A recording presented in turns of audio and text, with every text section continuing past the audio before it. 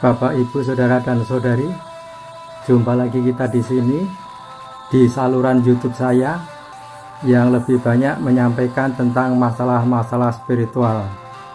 Dalam video kali ini saya akan men-share pengetahuan dalam ajaran Dhamma, yaitu tentang terlahir sebagai manusia. Dan video ini saya beri judul "Sungguh Sulit untuk Dapat Terlahir sebagai Manusia".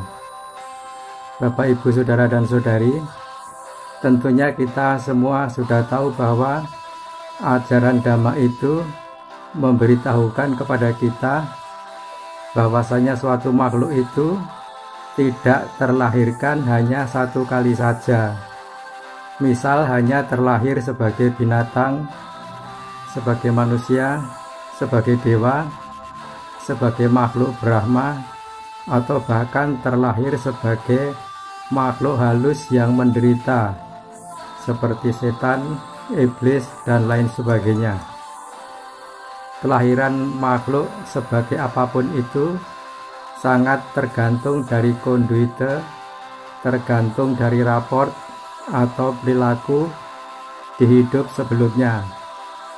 Jika dalam hidup sebelumnya memiliki perilaku yang baik atau sangat baik, maka setelah meninggal nanti akan terlahir secara spontan sebagai dewa atau sebagai makhluk Brahma yang bahagia, yang akan hidup di sana ribuan, miliaran, atau triliunan tahun lamanya. Setelah itu akan mati juga, untuk kemudian terlahir kembali di alam yang lain. Pertanyaannya adalah, sejak kapan suatu makhluk itu mulai pertama kali dilahirkan, dan berapa banyak jumlah makhluk yang ada? Jawabannya adalah tidak dapat diketahui. Sebabnya apa suatu makhluk itu mulai dilahirkan? Karena adanya kesadaran atau kehendak. Mengapa kesadaran itu ada atau timbul? Maka jawabnya adalah juga tidak dapat diketahui. Tapi yang pasti semua itu dapat terjadi karena adanya hukum universal alam semesta yang berlaku dan bekerja secara otomatis. Bapak, Ibu, Saudara dan Saudari, hal-hal yang tidak dapat diketahui tadi setidak-tidaknya adalah karena kita ini masih sebagai manusia biasa. Namun tidak demikian halnya dengan Guru Agung manusia dan dewa, Sang Tathagata Sakyamuni yang tercerahkan. Beliau mengetahui semuanya, tapi mengapa hanya sedikit sekali yang diberitahukan kepada kita manusia melalui ajarannya yang disebut ajaran Dhamma? Meskipun sedikit sekali yang diberitahukan kepada kita, namun sebenarnya sangatlah banyak dan lumayan sulit untuk dapat dipahami dengan baik dan benar jika tidak belajar dengan sungguh-sungguh. Bayangkan saja, ajaran Dhamma dalam kitab Tipitaka itu buku-bukunya sebanyak 3 almari, bukan cuma satu buku saja. Dhamma yang diajarkan Guru Agung kepada umat manusia itu adalah yang memadai saja untuk manusia bisa berhasil mencapai tujuan akhir hidupnya, yaitu merealisasi Nibbana. Jika pengetahuan beliau itu semua diajarkan kepada manusia, maka tidak akan bermanfaat, akan sangat membingungkan manusia, dan tidak membawa kepada pencerahan atau merealisasi Nibbana. Bapak, Ibu, Saudara dan Saudari, itu tadi adalah sebagai pengantar dalam video ini. Sekarang mari kita ke pokok pembahasan video ini yang berjudul "Sungguh Sulit untuk Dapat Terlahir sebagai Manusia". Bapak, Ibu, Saudara dan Saudari, Dhamma pada 182 menyatakan bahwa sungguh sulit untuk dapat terlahir sebagai manusia, juga sungguh sulit untuk dapat bertahan hidup, sungguh sulit untuk dapat mendengarkan Dhamma, dan sungguh jarang terjadi kelahiran sebagai Tathagata. Sebagai catatan, kata Tathagata itu dapat diartikan sebagai ia yang telah menemukan kebenaran. Bapak, Ibu, Saudara, dan Saudari, uraian yang pertama pada video ini adalah bahwa terlahir sebagai manusia itu adalah suatu hal yang sangat menguntungkan dan membahagiakan. Mengapa? Karena untuk dapat terlahir sebagai manusia itu tidak mudah, sangat sulit. Bagaimana sulitnya? Di dalam khotbahnya yang berjudul Nakasika Sutta, Sang Tathagata menjelaskan betapa sulitnya untuk dapat terlahir sebagai manusia dengan perumpamaan debu yang ada di ujung kuku beliau. Sang Tathagata mengambil secuil debu dari tanah dan menempelkannya di kukunya dan bertanya kepada para rahib, lebih banyak mana jumlah debu yang ada di kukunya jika dibandingkan dengan jumlah debu yang ada di tanah? Para rahib menjawab bahwa jumlah debu yang ada di ujung kuku Sang Tathagata itu terlalu sedikit dan dapat diabaikan bila dibandingkan dengan jumlah debu yang ada di tanah, yang jumlahnya jauh lebih banyak. Kemudian Sang Tathagata melanjutkan bahwa bagi mereka yang terlahir sebagai manusia, setelah kematiannya untuk dapat terlahir kembali sebagai manusia adalah sangat sedikit sekali, seperti jumlah debu yang ada di ujung kukunya. Sedangkan mereka yang akan terlahir kembali di alam-alam rendah atau alam apaya, yaitu alam neraka, alam binatang, alam setan atau peta, dan alam raksasa asura, setelah kematiannya sebagai manusia adalah sebanyak debu yang ada di tanah. Jadi betapa sulitnya untuk dapat terlahir sebagai manusia telah ditunjukkan dengan jelas dalam khotbah Sang Tathagata tersebut. Bapak, Ibu, Saudara, dan Saudari, untuk mendapatkan kehidupan kita seperti sekarang ini adalah sesulit seperti yang dijelaskan di atas. Alam manusia adalah alam kehidupan bahagia di samping alam dewa atau alam surga. Di samping alam-alam kehidupan bahagia, ada alam-alam kehidupan menyedihkan di mana para makhluk yang terlahir di alam-alam ini jauh dari kesenangan atau kebahagiaan, penuh dengan penderitaan, penuh kesukaran, ketidaknyamanan, dan hal-hal yang tidak menyenangkan lainnya.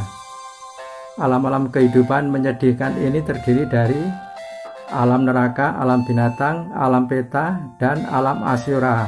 Semua makhluk hidup termasuk kita pernah terlahir di alam-alam rendah atau alam apaya, jauh lebih banyak jumlahnya daripada kelahiran kita di alam-alam bahagia. Hal ini berarti bahwa kita telah menghabiskan lebih banyak waktu sambil menderita di alam rendah.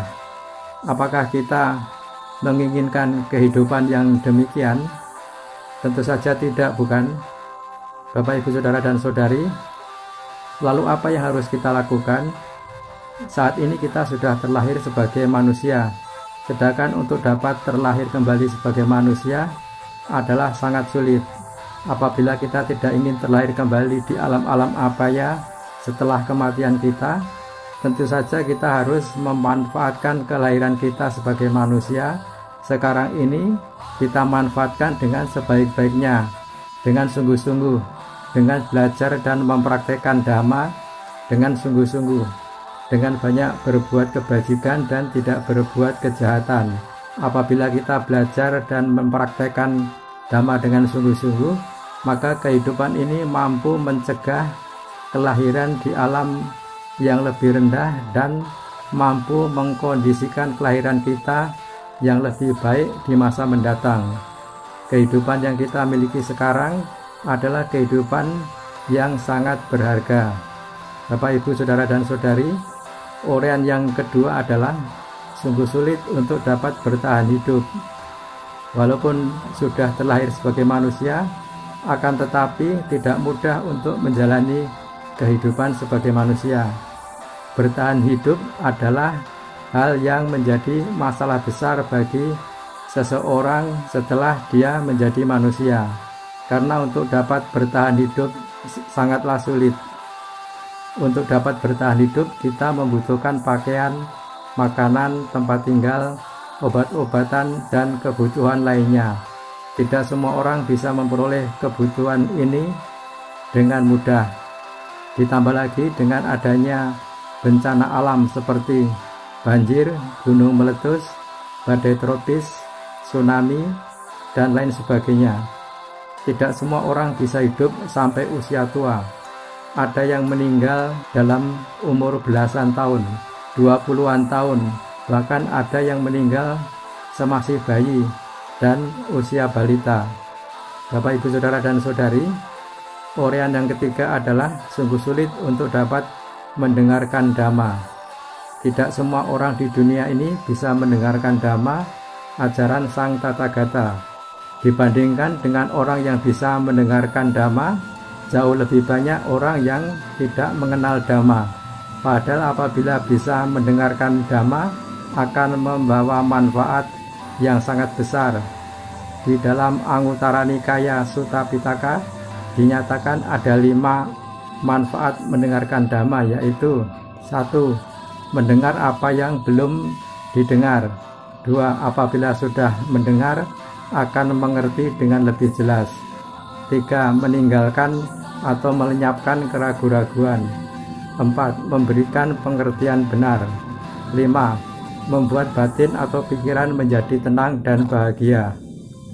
Bapak, Ibu, Saudara-saudari, uraian yang keempat adalah sungguh jarang terjadi kemunculan para Tathagata atau kemunculan beliau-beliau yang telah menemukan kebenaran. Tidak setiap kalpa muncul seorang Tathagata, di mana lamanya satu kalpa adalah lamanya satu masa dunia atau satu masa alam semesta. Bisa puluhan, ratusan, ribuan, bahkan puluhan ribu kalpa tidak akan muncul seorang Tathagata. Apabila tidak ada seorang Tathagata atau dhamma ajarannya, maka tidak akan ada makhluk hidup yang bisa terbebas dari duka atau terbebas dari penderitaan. Satu kalpa adalah waktu yang sangat lama sekali, kira-kira antara 16 miliar tahun sampai dengan 1,28 triliun tahun, tergantung situasi dan kondisi yang terjadi pada alam semesta saat itu, terutama tergantung dari perilaku manusia-manusia yang ada di dalamnya. Jadi bayangkan saja berapa lama itu puluhan ribu kalpa. Bapak, Ibu, Saudara, dan Saudari, sebagai kesimpulan dari uraian video ini adalah bahwa kehidupan kita yang sekarang ini adalah kehidupan yang sangat berharga sekali dan sangat mulia sekali. Karena apa? Karena kita bisa mengatasi keempat kondisi sulit yang sudah saya uraikan tadi. Makanya gunakan kesempatan ini dengan sebaik-baiknya untuk banyak berbuat kebajikan. Jangan digunakan untuk hal-hal yang tidak bermanfaat. Itu saja sih sebenarnya yang paling penting. Nah, Bapak, Ibu, Saudara, dan Saudari, demikianlah uraian singkat tentang sungguh sulit untuk dapat terlahir sebagai manusia. Jika Bapak, Ibu, Saudara, dan Saudari tidak sepaham atau tidak sependapat dengan uraian dalam video ini, mohon kiranya berkenan untuk mengabaikannya saja dan lupakan. Anggaplah ini merupakan pengetahuan atau pemahaman dari orang lain yang berbeda, atau pemahaman dari kelompok lain yang berbeda. Akhirnya kepada Bapak, Ibu, Saudara, dan Saudari semua yang sudah menonton video ini sampai selesai, saya mengucapkan banyak terima kasih. Semoga bermanfaat dan sampai bertemu kembali di video saya yang lain. Bye-bye.